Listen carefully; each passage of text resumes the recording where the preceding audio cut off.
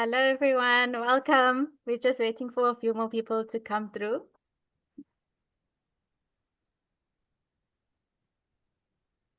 Welcome to our webinar on getting teachers where they're needed most. And today we'll be sharing some insights from Sierra Leone's GIS-supported preference matching algorithm and how it worked in Sierra Leone. And we'll be comparing this to other similar initiatives across Latin America as well. So while we're waiting for people to join in, please put your name in the chat, share where you're coming from, what role, anything you're looking forward to today in the chat. It'll be lovely to see where everybody is joining in from.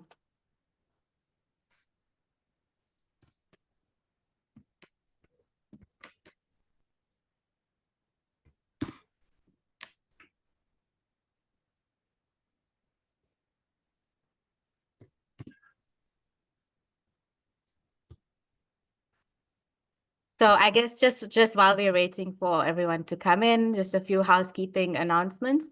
So this webinar is being recorded and we'll have it on our website on YouTube afterwards. So you can definitely catch up or share it with others afterwards.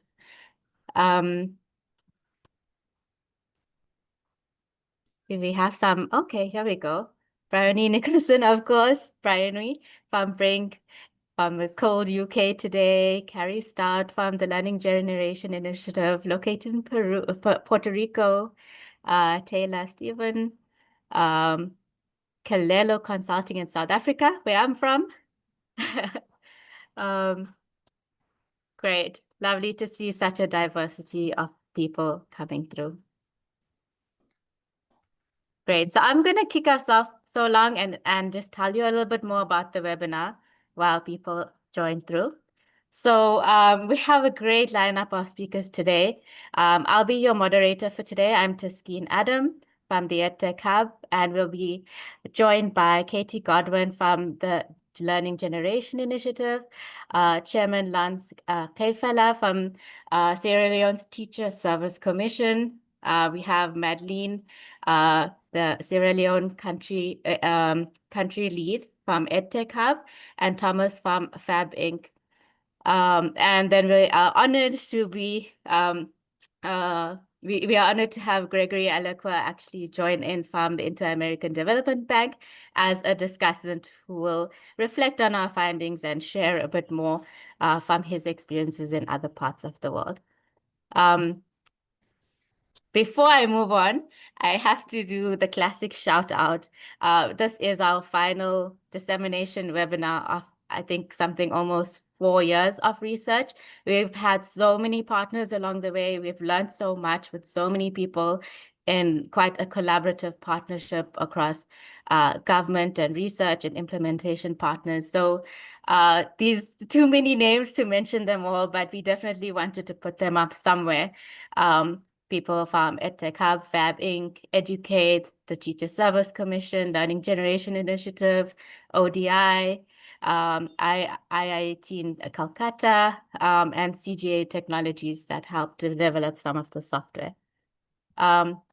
So with that, I would like to pass it over to Chairman Lance Kaifala from the Teacher Service Commission, and he's going to be giving us a background into the teacher deployment challenges and the context and how these challenges sought to be addressed through the algorithm-driven approach. So with that, I'll hand it over to you, Chair. Thank you very much, Taskeen. I'm really pleased to be here. So I'll kick off now. In Sierra Leone, teacher deployment presents a series of challenges.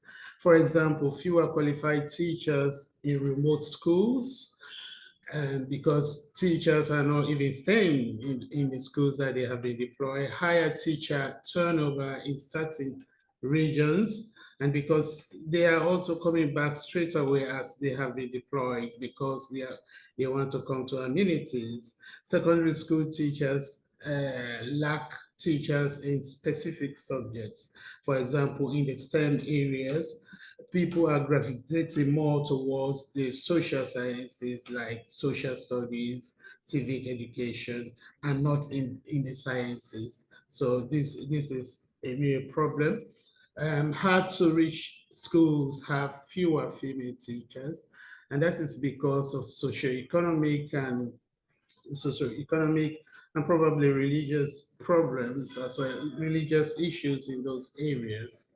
And we do not have enough teachers, women teachers coming forward to come into the profession.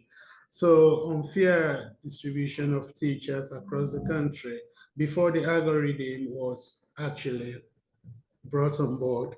Teachers were deployed, just without any data backing that deployment. So we had a lot of inequity in the system. So which was why we actually worked with our partners to bring in the protocol, the deployment protocol backed by the algorithm. Next. Okay, to address these challenges, we collaborated with research partners, EdTech Hub, Learning Generation Initiative, and Fabench to match teacher preferences, example, the school and the location where that school was, to the needs of the school. For example, the PP teacher ratio, subject shortages, gender imbalance, and so on and so forth, including remoteness as well. We use data on the school's transition examination outcomes and the PP teacher ratio to deploy the protocol to the algorithm. So where there were low outcomes, we'll now have more teachers because we think that the learner outcomes is a function of the number of teachers, qualified and quality teachers that you have. But there are schools that in the country where we have no teachers, and in some schools we have only one teacher, which is why this year, in fact, when we have been deploying, we have concentrated more on giving 70% of the teachers we are recruiting to schools with no teacher or even one teacher, and the rest of the 30% will go to the schools with more than 3 teachers, so that we are not going to be recruiting teachers and deploying them to oversubscribed schools. There is also the issue of remoteness. People go into the schools, and for example, in Bond, you send teachers there, they are coming back straight out to Bo. That's similar to Pujam. So that even when we have allocated, because of their PP teacher ratio, we have allocated more teachers for equity, they have come back straight away to Bo. And because that is where the amenities are, and if people want to develop themselves, that is where they come. There is also the issue of the licensure examinations, which you have brought, and that is, it's like a double-edged sword. It is contributing, while it is getting more professionals into the profession, but it is also, creating some imbalance, some shortage, because teachers, especially female teachers, or teachers who are taking the TC or HTC exams, because that is conducted through distant education. And we think this is not robust enough to produce the teachers that want to be in our schools. So they are not even passing the licensure examination. We have done a statistics where we have found out that the people who are coming through from distant education are not able to pass the professional teaching examination. So there is also the issue of fake certificates. Even when you have passed your pedagogical training and you have passed the licensure, there is also the issue of fake certificates. There are so many fake certificates in the system. Okay, so I'll go straight back to the steps that we are taking, to the matching algorithms had led to more equitable deployment of teachers and has effectively eliminated political interference in the process. However, it cannot be in itself incentivize teachers to remain in their assigned schools to address ongoing retention problems. And by just matching schools, teacher preferences to the school needs and matching to the school that they want, that is not going to keep them there. They will go to the schools that they want, but because of conditions in those very remote areas, they are coming back straight away. Because so what some of the things that we are doing is to incentivize them financially. We are working with the Ministry of Finance to incentivize them. We are engaging teachers. We are going to, we call those remote teacher allowances. We are going into those TTIs, teacher training institutions, to encourage teachers, trainee teachers, to go back to those remote areas with the promise of incentivizing them and so on and so forth. So local support for teachers, we are meeting even the members of parliament and local authorities in those areas to be able to provide support for teachers once they go there. For example, to provide housing, and access to other amenities, and even in some cases, food. So there is also, we are also revising our act so that the education secretaries who are in the habit, and by the way, some unscrupulous head teachers who are in the habit of just transferring teachers to their to schools under their control that do not have teachers without the express permission of the Teaching Service Commission. So we are now saying in the new act that if you do that, that is an offense. It is sanctionable offense. And also follow up study on teacher retention. So we are actually asking, and we're going to be working with our partners to do a follow-up study to see the impact of the algorithm before and then, after we have actually started using these algorithms. Thanks so much, Yeah. Chairman. That's really a great summary of the challenges and the context, but also so many things that you've thought of along the way to try and address the issue. Really appreciate that recap and that background. So now I'll be passing over to Katie Godwin, and she's going to tell us a bit more from the research side of things, what we've done and what we've got up to throughout this entire research journey. Just a quick thing, we'll be closing the chat and opening up the Q&A box. So please do pop your questions into the Q&A box. So Katie, over to you. Thanks so much, Taskeen. Hi, everyone. As Taskeen said, my name is Katie Godwin from the Learning Generation Initiative. Thanks so much to the chair who's just told us about some of the challenges to deployment that Sierra Leone faces and the recent approaches that the TSC have tried to help address these. So I want to take us back briefly to the beginning of the partnership between the TSC, Learning Generation Initiative, EdTech Hub, and Fab Inc. Around 4 years ago, we began our collaboration with the TSC by undertaking research to explore what approaches might work to help Sierra Leone address their challenges with teacher allocation. So this involved a series of studies aiming to generate new evidence and provide insights on critical elements of teacher recruitment and deployment. You can go to the next slide, Taskeen. So on this next slide, you can see the topics of several of the reports in the series.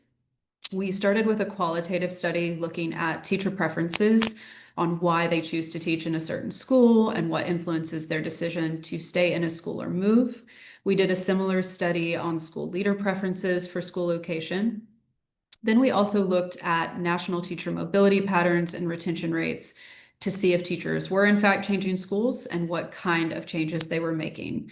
And we were especially interested in if teachers were moving primarily from rural to urban areas. And then finally, we had a paper looking at the teacher deployment process before we started the collaboration with the TSC to kind of help us document those changes. So today we will be talking about the findings from the last two studies in this series, but I want to give you a few insights from these previous reports, which highlight some important findings that will help contextualize the studies today. So in terms of teacher movement, we found that teachers do in fact change schools. Between 2015 and 2021, our analysis showed that a quarter of all teachers recorded in the annual school census moved schools at some point. However, there was little evidence of higher mobility from rural schools. So most of the movement was between schools in the same areas and the same type of settlements. Then over half of the teachers who did moved less than 5 kilometers from their original location. So that suggests a localized teacher labor markets and not one where teachers, again, are primarily moving from rural to urban areas. So then we asked teachers why they stay or change schools. We learned that there's a whole host of factors that impact their decisions, including working conditions, how far away the school is from where they live, family responsibilities, existing relationships with school staff and communities that provide support, opportunities for professional development and career progression, and then monetary incentives and allowances as well. But when we ask them to identify the factors that have the greatest impact on their preferences, teachers most frequently highlighted working conditions and opportunities for professional development. So the majority of teachers ranked these factors above location of the school, actually. So the last two studies in our research, we've done a qualitative and quantitative study, have explored the impact of the TSC's latest approach, which the chair provided a quick overview of. Which involved a more centralized approach that was driven by a preference matching algorithm. You can move to the next slide. Cool. So we know there is some evidence from low and middle income countries suggesting that technology and geospatial data can support more equitable and efficient teacher allocation. There are case studies from countries as diverse as Indonesia, Malawi, Gambia, and Philippines, showing the potential of that technology. Now, in most countries, teachers are hired using a decentralized approach, and this was previously the case in Sierra Leone. However, some education systems have adopted online centralized allocation systems, which are now using GIS to improve the allocation process. So given some of those challenges that the chair shared with teacher allocation, the government decided to introduce this more centralized allocation approach that used a preference matching algorithm for the 2024 teacher deployment process. That algorithm was based on a Nobel Prize winning algorithm. Yep. That was used to solve health worker allocation issues in the US and Ethiopia. So the goal of using the algorithm was to help address issues including transparency, political interference, efficiency, ensure the schools most in need were prioritized, address teacher preferences to support greater retention, hopefully, and to support more women getting on the payroll as well. So as the chair noted, the new deployment process included another change that wasn't part of the algorithm per se, but was very important. So in the most recent deployment, teachers were required to be qualified and take a licensing exam and pass it before they were eligible to be deployed to schools. So qualified teachers registered on the Teacher Management Information System, or TMIS, and then took the licensing exam. And non-payroll teachers who passed the exam applied for recruitment on the TMIS portal, and that's where they could express their preferred school. You can move to the next slide. Thanks so much. So what is the algorithm exactly? The algorithm is an open source teacher deployment algorithm developed by Fab Inc. that allows setting rules, preferences, and tie breaks, and aims to allocate teachers onto the government payroll in a data-driven way to make teacher distribution more equitable, both between the country's geographical areas, so between districts, but also within districts, so across schools. So it matches schools and teacher preferences within a set of rules. and is set to give priority to schools in terms of their teacher needs. So school need is defined by the pupil to payroll teacher ratio, so that schools with no payroll teachers or the lowest number of such teachers relative to pupil enrollment are defined as the most marginalized. When allocating teachers to schools, the algorithm prioritizes teachers with the characteristics most desired by schools in need. So that can be the grade level they teach, the subject specialism, etc. And then simultaneously, the teacher preferences are considered in the matching process as well. So again, teachers select the school they want to teach in, and the algorithm aims to take into account that preference. And if it can't, then it allocates the teacher to a school within a 5-kilometer radius. So then, of course, the output of the deployment algorithm is the suggested allocation of teachers to specific schools. So that's just a general overview, but Tomas will provide more details on how the algorithm works, as well as some of the challenges that were faced in using it. So Taskeen, I'll hand back to you. Thank you so much, Katie. And I'll hand over to Thomas, who's the education economist at Fairbank, and he'll tell us some of the practicalities of this algorithm, the nitty-gritty of how it is designed, as well as the impact of this algorithm. So, Thomas, over to you. Thank you so much, Taskeen. Hope you can hear me all well. I'm actually in one of the minister's district offices here in Bombali in Sierra Leone. And so if any connection issues, my ally is also connected and able to step in. So I'll talk and build up on what kind of Katie said and talk through some of the practicalities of using the algorithm and kind of the process that we took over the past year to support the TSC with the teacher deployment. So we kind of started first about kind of introducing how the algorithm works and show kind of a demo example to the Teacher Service Commission, upon which we kind of suggested and agreed on some of the matching criteria. So as Katie mentioned, this involved a set of rules, preferences, valid pairs, and tie breaks. So just to give you an example, in terms of the rule, we needed to agree what would be kind of a district kind of quota, how many teachers will be allocated per each district, and that obviously followed some criteria targeting some of the TSC priorities in terms of the preferences. For example, schools might prefer teachers with higher qualifications or with higher number of service year. And then we had the valid pairs, where we needed to kind of ensure that teachers, for example, from a particular school level would only be allocated to that school level, such that we are not moving teachers from primary to secondary schools and so on. And then in terms of the tie breaks, so teachers basically got ranked and then allocated to the schools in need of extra payroll teachers. And so if there were multiple teachers meeting that criteria at the same time, we then needed to kind of create that cutoff, such as a teacher with, again, higher number of years of experience would get selected, or a female teacher would get selected in case of a tie, and so on. Then with GIS-Supported, we also conducted some further upgrades to the tools. Notably, when we arrived to the field and we tried to implement it from the TSC offices, we realized that the internet was not particularly great. And so we worked with our chief data scientist to kind of help us quickly spin off an offline version of the tool, which is available online and free to use at this present time. We also work on some of the kind of other functionalities in terms of kind of creating a shortest distance around the preferred school, but then we realized that teachers are kind of unnecessarily being taken away from their location, and that kind of caused some pushback from the teachers. And so we also created a preference such that at any point in time the distance is actually being minimized, so that we minimize the movement of teachers between schools. Also manual pupil to payroll teacher ratio setting of target, because the tool initially worked such that the schools kind of with the above average target are being targeted, but in order to kind of maximize the allocation within the proximity of the selected schools, we also allowed for the manual selection by TSC, as well as kind of ability to perform the matching in batches, because we realized that it was kind of a step-in process. And some of the rules and preferences needed kind of relaxing along the way, and I'll talk about that in a minute.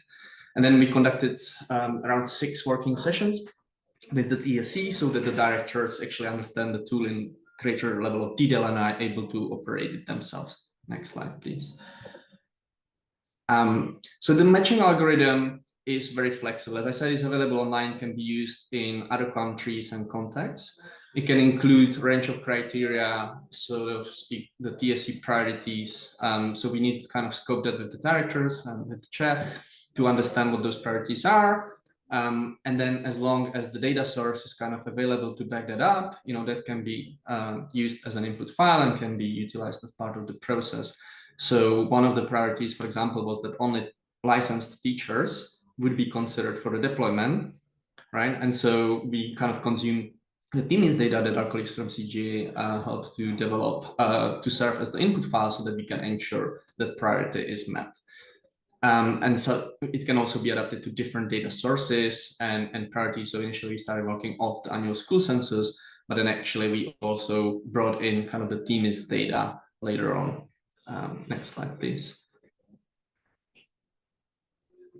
Okay, so throughout kind of the deployment process, there also been a few adaptations that were needed to be done as we kind of continued to learn and action this with TSC. So initially the target for the number of teachers to be deployed was 2,000, but then later that has increased. And so because we kind of exhausted the number of available schools due to the fact that a lot of the licensed teachers were kind of clustered in certain areas, we needed to start loosening some of the restrictions. For example, the buffer. So initially we aimed to allocate every teacher within 5 kilometers, but that was no longer achievable just because there were no schools in need within the 5 kilometer proximity of where these additional teachers were located. That's also where kind of the batch process became really handful. In terms of the licensing, so the chair already spoke about this, it's kind of great that TSC is ensuring that they meet this minimum level qualification requirements, but it also can be limiting in terms of what is the available supply of teachers. And so it's kind of necessary for the deployment side to kind of work hand in hand with the licensing side. And so as those priorities become defined, they need to be taken account during kind of the licensing process, so that then the licensed teachers can get deployed later. We also encountered some new priorities as we were kind of implementing this, and our colleagues from GPE kind of reminded us of the need to also target learning outcomes. And so the district quota, who were initially defined just by the pupil to payroll teacher ratios, also needed to take into account the learning outcomes. And so we worked with them and kind of read it, one of the priorities, and rerun the algorithm later on again. As well as data integration needs. So as I mentioned, initially we worked off the annual school census, but then later on had to bring in kind of the TMIS data in order to inform the status of the licensing, as well as the teacher school preferences. And the good thing is that the algorithm is flexible, as I mentioned, and so it was able to successfully adapt and meet all these changes and deliver a successful selection. Next slide, please. So here we are just showing kind of the key characteristics of the teacher that got deployed. So as I mentioned, one of the priorities was that teachers had to pass the licensing exam, and therefore 100% of the teachers actually did so. They also all have teaching qualification, and that was not necessarily the lowest one, the teacher certificate, but in 66% it was the HTC certificate for primary or secondary or above. 27% of the teachers were female. Teachers were directed to schools in need of teachers. So you can see that 64% actually went to schools with pupil to payroll teacher ratio of 100 kids or above. And they were targeted to some of the rural areas, allocating them in schools which are 5 kilometers away from district headquarters town. Now, in terms of the disadvantaged district, this was driven by the GP criteria, where they aimed at allocating teachers to at least 50% of the supply to districts defined as disadvantaged, meaning with below average learning outcomes. Again, that was met. And actually, when teachers set their preference, 54% of the teachers were allocated to the school that they set in TMIS as their preferred school.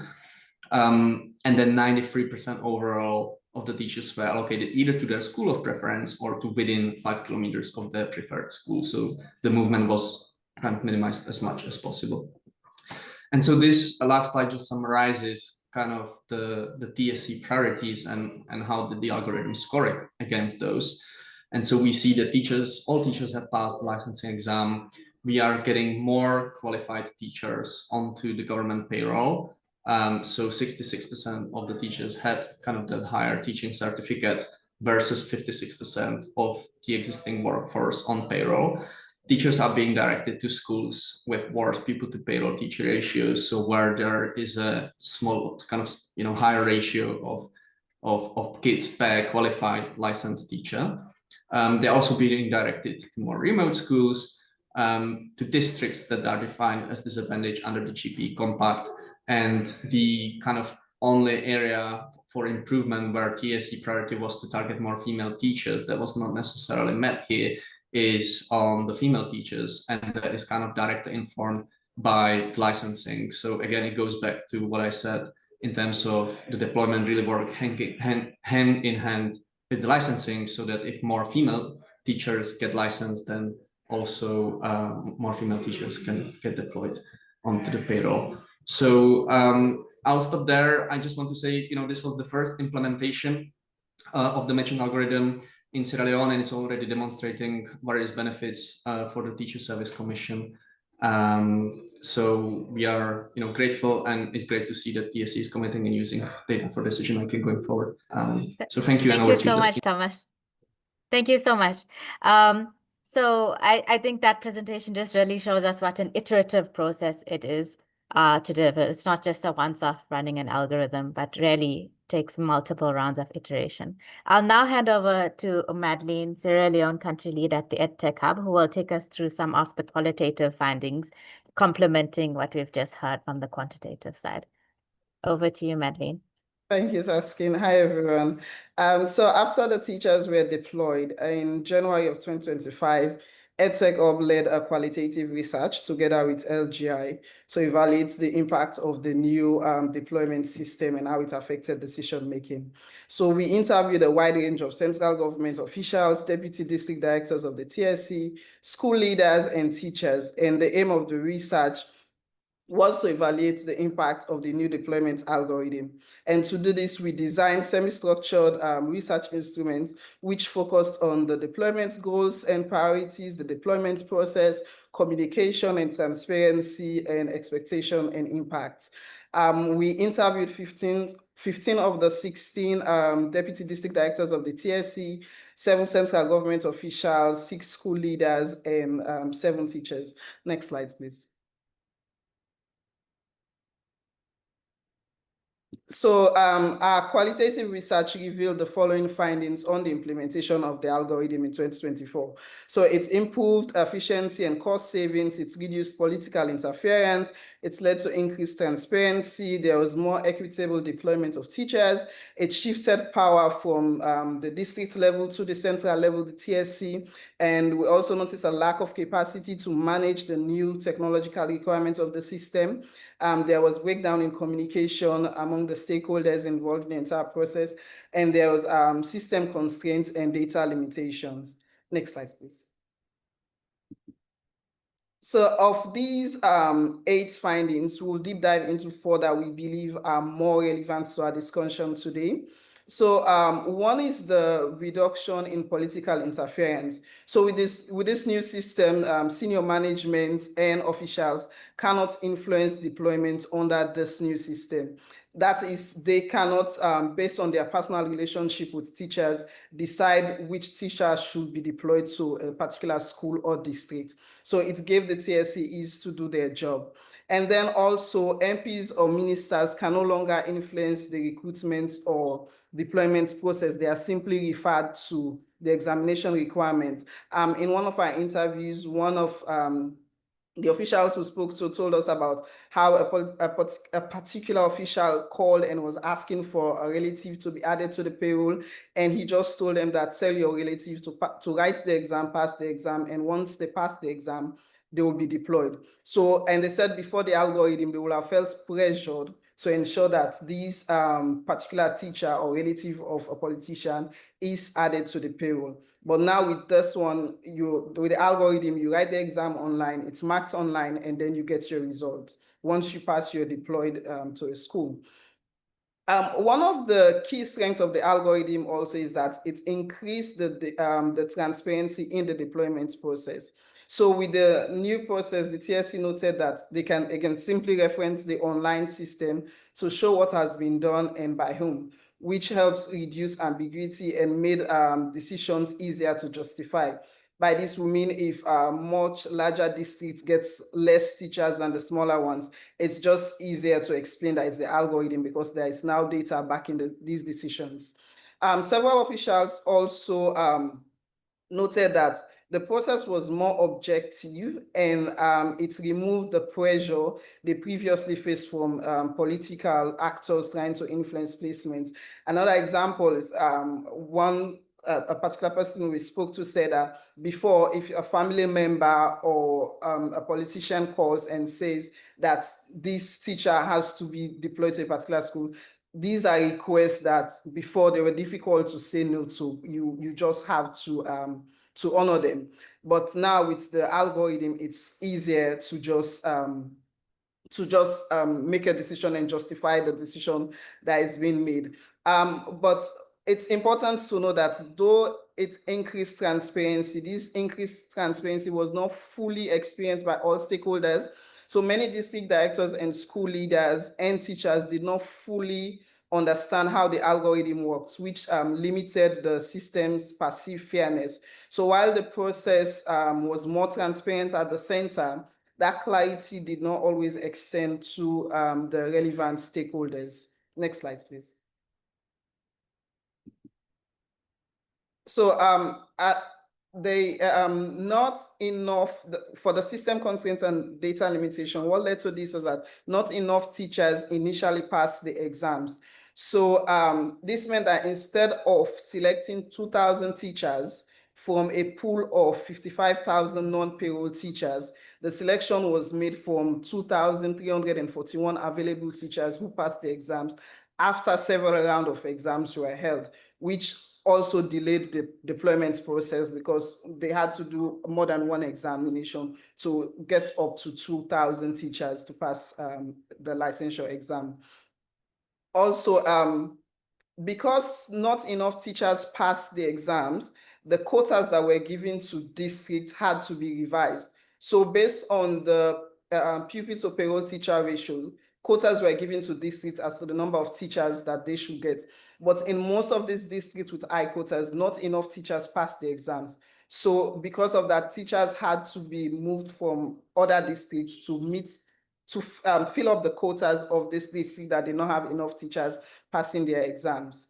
Communication was also another prominent theme in the challenges reported around the new deployment process. So some TSC headquarters staff noted that the sensitization about the deployment was not sufficient and more could have been done to communicate and explain the process, especially when changes had to be made to the match setting when enough teachers did not pass the exams.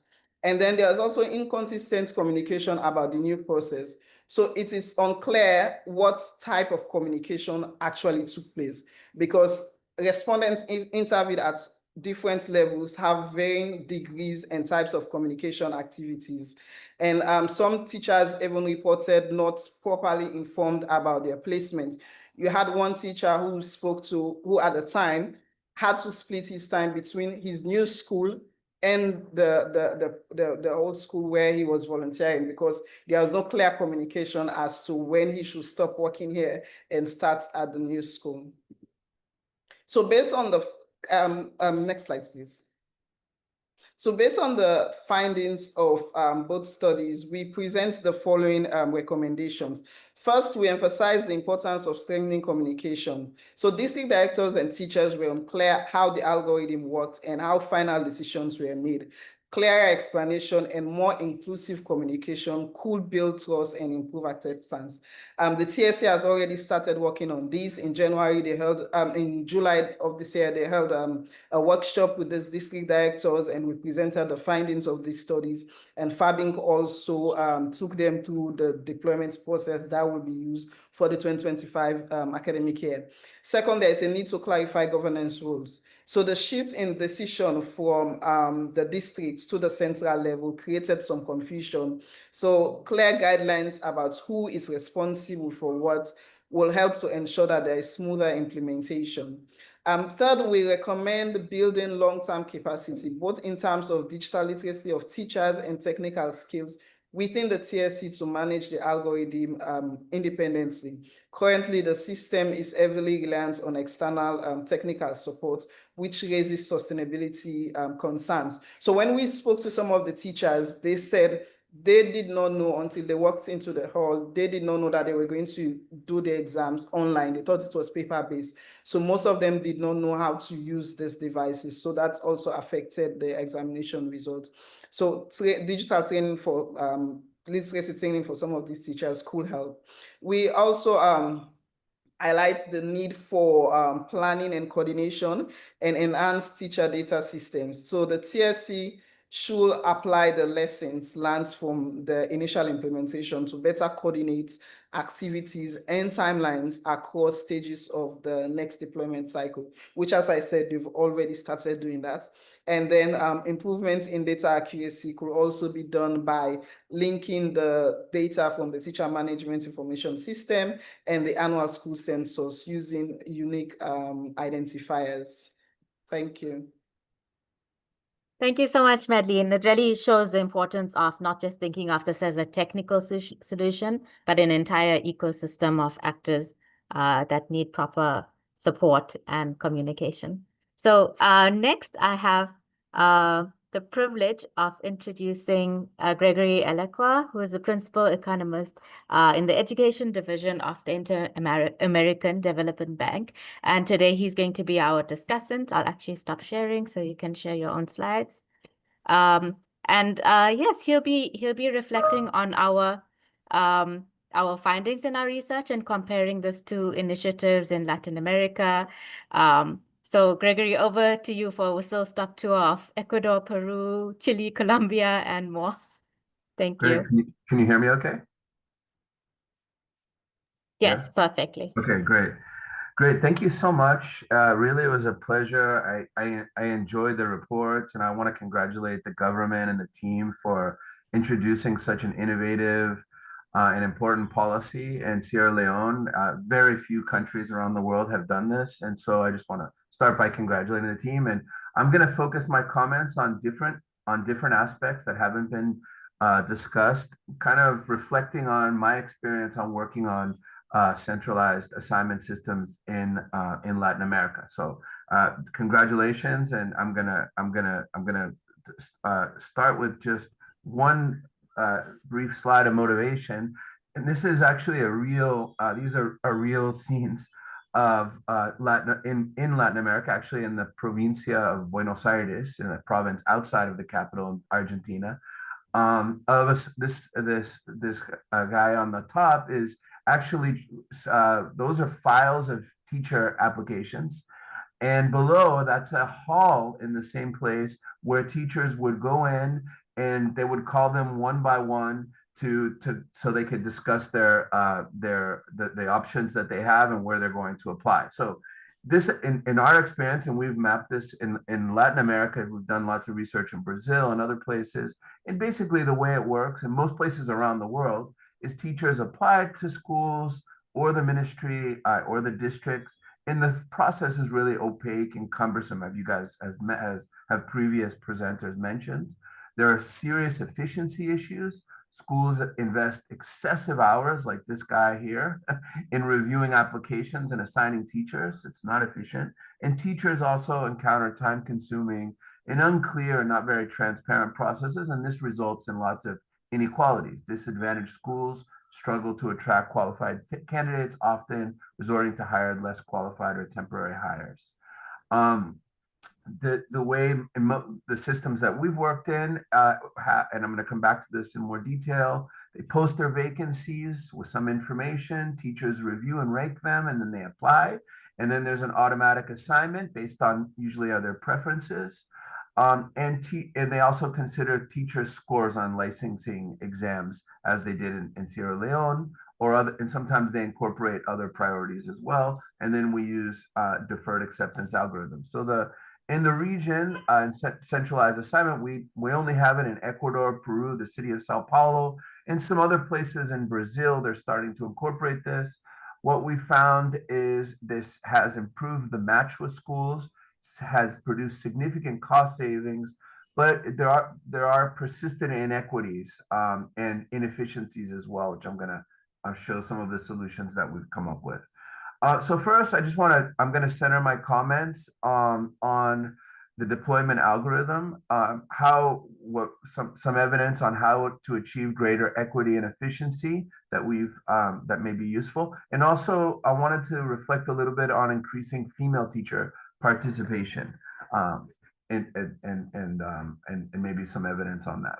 So first, I'm not going to go through the algorithm, which has already been really explained carefully by previous presenters. But I'm going to reflect a little bit on the first two steps on how prioritizing schools as well as teacher preferences. Teachers list their preferred school, and then an algorithm attempts to match the teachers to their preferences. We already talked about some of the matching rules that considers the school level. And if a preferred school is unavailable, the teachers are assigned to the nearest school. And tiebreakers, I understand you use a gender-based tiebreaker that would favor female teachers. And there's also some religious preference matching. So first, I want to talk about the fact that you may want to consider not limiting teacher preferences. So as I mentioned, in the systems that we've analyzed in Latin America, you post all the vacancies, but we allow teachers to rank, in some systems, unlimited options, but in others, at least up to 10 options. This is the case in Ecuador and Peru, it's unlimited.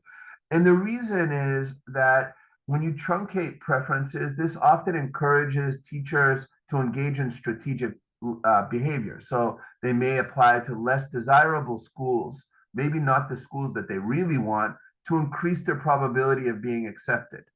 It's also a bit risky and maybe stressful for teachers to only list one preference. And I noticed that I think the outcome was about 50% of the teachers got their preference, which meant that 50% of teachers did not, which is kind of a high number. And so what we would argue, and this is kind of based on the literature as well, you may want to let kind of the market forces, the teachers, let them reveal the teacher's true preferences. And we know from previous evidence, and there's good evidence on this, that a teacher-school match, when teachers attend a school that they really want to go to, they have higher value added. They perform better in the classroom. They perform better with students. So this is an important outcome.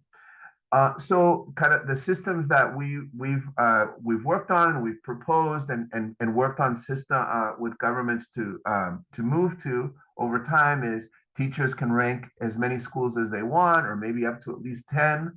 The schools rank the teachers similar to Sierra Leone based on objective scores on licensing exams. So we assume that schools always prefer the highest performing teacher on the exam. A deferred acceptance algorithm produces a stable matching based on preferences and scores. We can discuss that if there's time. And teacher preferences, what's important is teacher preferences guide their applications. They reveal their true preferences, and the exam scores serve as the tiebreaker. And the benefits here is it's strategy proof for teachers. In other words, teachers rank, they list their real preferences. It's a truth ranking optimal. And they also, it's transparent and objective as the current system in Sierra Leone. And really what it does is maximizes preference satisfaction given constraints. And there's some evidence of this because Ecuador actually had it was a little bit different, but it was more similar to the system that you have now. It was a more restrictive system where they couldn't really rank very many options. I think they were only able to rank one or two. And they had a different type of algorithm, and they moved to this system, which was less restrictive, where they could rank more options, and they used the DA algorithm. And the evidence showed that teachers were more likely to get one of their choices, and actually it improved the quality of the teaching pool, because what was happening in Ecuador is before, many of the good teachers, all of the better teachers, the higher scoring teachers were listing the same schools.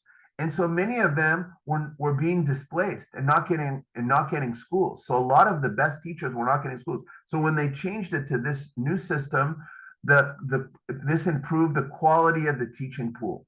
So these are two positive outcomes.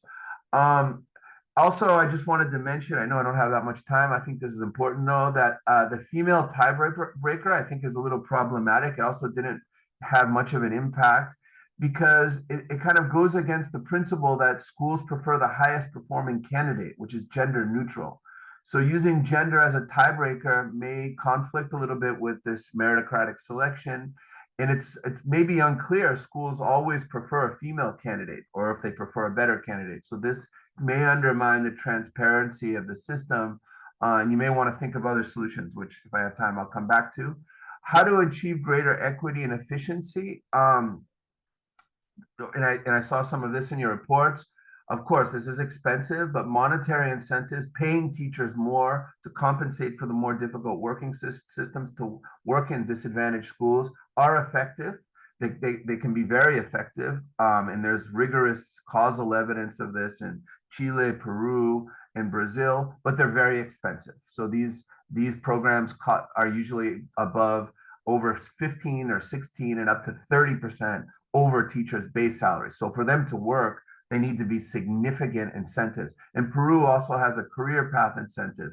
So if a teacher works in a disadvantaged rural school, that's worth 2 years on the career path compared to teachers that work in an urban school. These are interesting, but they're expensive. Also, we've done some other work on nudges. So these are kind of information incentives on the platform to promote these schools.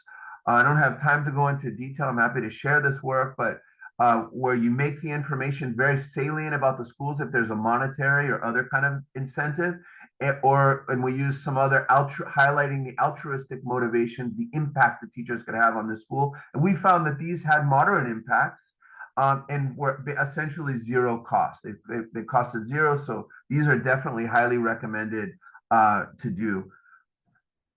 I see I have just 1 minute, so I just wanted to mention lastly that we've also introduced some new technologies such as machine learning. So in Ecuador, for example, when we saw that teachers had a risky application, when they were applying to oversubscribe schools, we would send them an alert and let them know you may want to go back to your application and add new schools or change your application. And this had a big impact and increased the number of teachers assigned to schools. In Recife, Brazil, we're using recommendation engines kind of to promote schools on the platform like they do in some commercial platforms like Amazon to promote hard to staff schools or other schools. You could do this with teachers as well. And we're also experimenting with chatbots in Peru and Chile, which I don't have time to explain. I know I'm out of time, but I just wanted to mention this last thing because I think it's important in the case of Sierra Leone. I think there are alternative approaches you may want to think about for increasing gender. You can think about targeted recruitment. We've done some of this in Chile, for example, especially in high school.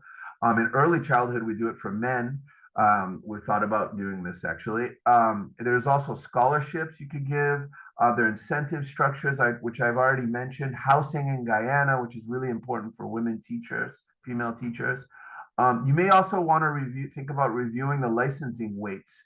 We found, for example, in Colombia that some of the weighting of the testing that we were doing for the licensure was actually hurting women candidates. More men candidates were passing the test. So you may want to analyze the weightings, and we changed the weightings and increased the number of female teachers who passed the test. I'm happy to share that paper. We have that. And finally, in Colombia, in the post-conflict areas, and we also did this in Peru, where it was really hard to attract teachers, the government decided in the case of Colombia to lower the standards a little bit on the licensing test in that area and provide a lot of training for these teachers. So you could get more teachers licensed that come from that area, but they also required more support. So that's another. These are other ways that you can kind of address gender balance. I'll stop there. This is just a summary. I'll leave up there for a second. Thank you so much. Thank you so much, Gregory. Such great food for thought. In fact, I would like to pass over to Toma and Madeline, actually, maybe to reflect on your some of the suggestions you gave. So, Toma, for you, is there any responses to some of the decisions why we did what we did in, the number of preferences in the choice of females? And Madeline, maybe if you could also talk to us about this prioritization, the challenge between prioritizing between female teachers and hard to reach schools, and if anything about that came up in your interviews, and any ideas that you'd like to take up from Gregory's presentation. So over to Toma first. Yeah, thanks, Taskin, and thanks so much, Gregory, for this commentary. I mean, it's a really great food for thought, and obviously, Latin America might be a little bit, ahead. So this was the very first time that we implemented this in Sierra Leone. I just wanted to touch base on the female kind of tie break, and just to say that the way the algorithm actually works is it first takes into account the preferences. And so because we took the qualification as part of the preferences, that tiebreak only comes later on. So it's as if you would have a male and a female kind of on the same par level. Only at that point, the female would kind of get selected. And that kind of came into because of the TSC priority for increasing the share of female teachers on government payroll who are heavily underrepresented, except for the pre-primary schools at the moment. So yeah, just wanted to touch base on that. And I don't know, Madeleine or if Chair has anything more to add. Thank you, Thomas. Thank you, Gregory. I think the suggestion about the using the number of years spent in certain schools for promotion might help in Sierra Leone, especially now that the TSC is engaging the Ministry of Finance. I feel like that will be less expensive because, sorry, in one of the findings, teachers moved to these urban areas to capacitate themselves and get more access to professional development. But if you're in a remote school and you're assured of being promoted once you spend a certain number of years, I think that might work whilst they're trying to get the Ministry of Finance for, to agree on the incentive.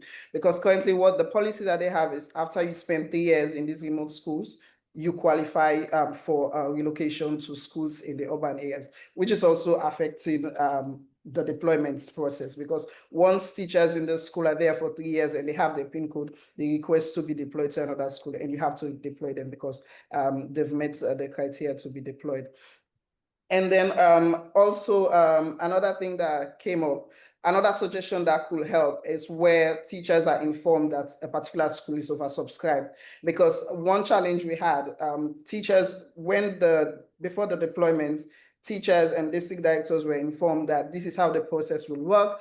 Once you, if you select the school, you select a particular school and you're deployed to that school or the closest school. But then when enough teachers did not pass the exam, they did not go back to inform them that, okay, because of these reasons, we'll have to deploy teachers further away from what we had initially informed them about. So coming back to the teachers and informing them about schools that are oversubscribed might also help. And I think one thing that the TSC is doing now that I feel is also helping the process, whereas before teachers just state their preference, now they're giving a list of schools with that has schools that have vacancies, and then they select from the schools their preferred schools. So it's no longer open where you can just select a school and then later you don't get a school. So now you can see from the list the schools that are available, and then you can make your preference based on that list. Yeah. And then for the tie break, I mean, not enough teachers were passing the exams, not enough female teachers were passing the exam, especially in the remote areas. So for example, we come up with Falaba because it's one of the districts that had the highest quota, but then the least number of teachers passing the exams. So it's difficult in situations like that where you want to say you're prioritizing female teachers because they are not passing the exams in such districts. So you need to work with the data that you have. Thank you.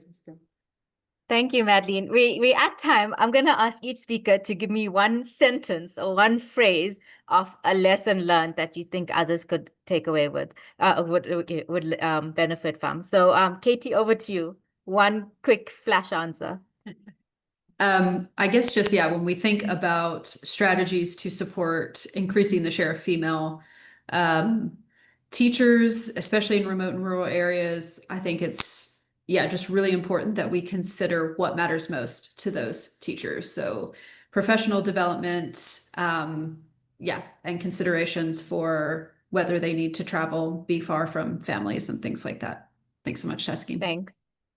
Thank you. Gregory, one snippet from you.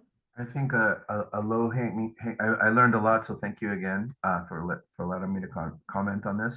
I would say one phrase would be, I think it's a low hanging fruit to use information and the kind of information, improve information about the algorithm. You mentioned a lot of this in your report, how teachers often didn't understand the algorithm and principles, and provide information to teachers about schooling options, which, as Madeline mentioned, oversubscribed schools, but also maybe disadvantaged schools or other schools, and why they may have an impact or why they may consider these schools. So I think it's a very low cost, kind of low hanging fruit to just try to provide more targeted information so teachers can make more informed decisions.